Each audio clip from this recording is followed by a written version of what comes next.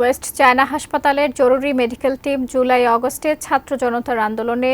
আহতদের পরিদর্শনে জাতীয় চক্ষু বিজ্ঞান ইনস্টিটিউট ও হাসপাতালে এসেছে। সেখানে আছেন সহকর্মী সম্রাট আনোয়ার। বিস্তারিত জানতে তার সঙ্গে যুক্ত হচ্ছি। সম্রাট আনোয়ার, কি অবস্থা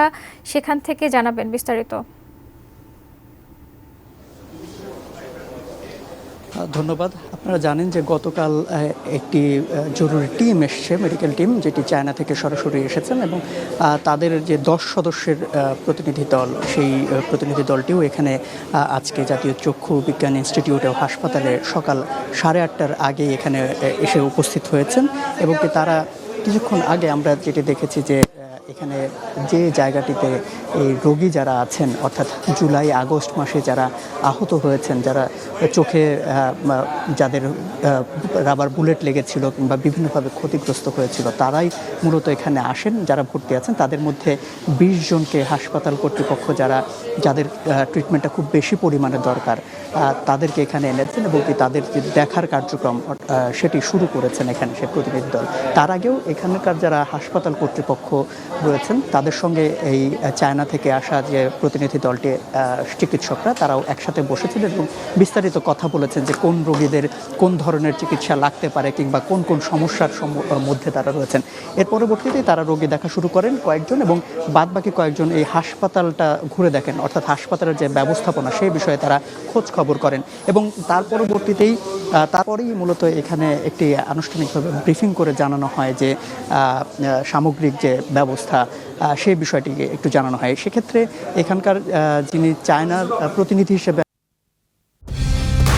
কালার এক্সপার্ট, জর্জ স্যাপ এবং মাইল্ড অন হ্যান্ডস টেকনোলজি সমৃদ্ধ অরিক্স ক্রিস্টাল ওয়াশ আপনার লন্ড্রি এক্সপার্ট।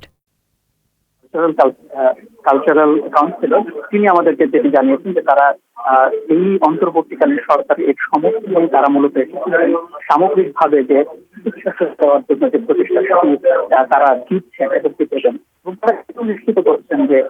যাদের যে ধরনের ট্রিটমেন্ট দরকার তারা সেটুকু দেবেন এবং এই পরবর্তীতে যদি তারা মনে করেন যে এদের জন্য আরো কোনো টিমকে পাঠানো উচিত তাহলে তারা সেই টিমকেও পাঠাবেন এবং একই সাথে তারা এটিও জানিয়েছেন যে যদি তারা মনে করেন যে এই বাংলাদেশে যাদের ট্রিটমেন্ট সম্ভব হবে না কিংবা আরো বেশি ভালো চিকিৎসা দরকার হবে, তাদেরকে তারা যদি প্রয়োজন মনে করে তাহলে তারা ফার্দার সেখান থেকে তারা চায়নায় নিয়ে যাবেন। তো আসলে এই যে তাদের এই যে আগমন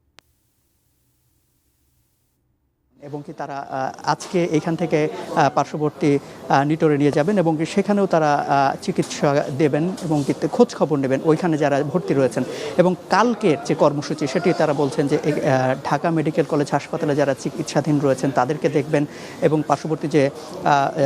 শেখ হাসিনা বার্ন এবং প্লাস্টিক সার্জারি ইনস্টিটিউটে যারা ভর্তি রয়েছেন সেখানেও দেখবেন এবং পরে পিজি হাসপাতালে যাবেন। এবং এই যে আনুষ্ঠানিক যে তারা যে দেখছেন, রোগীদের দেখছেন এবং এদের বিষয়ে যে বিস্তারিত যে কথাবার্তা বলার বিষয় সেটি তারা যখন 26 তারিখে যে যাবেন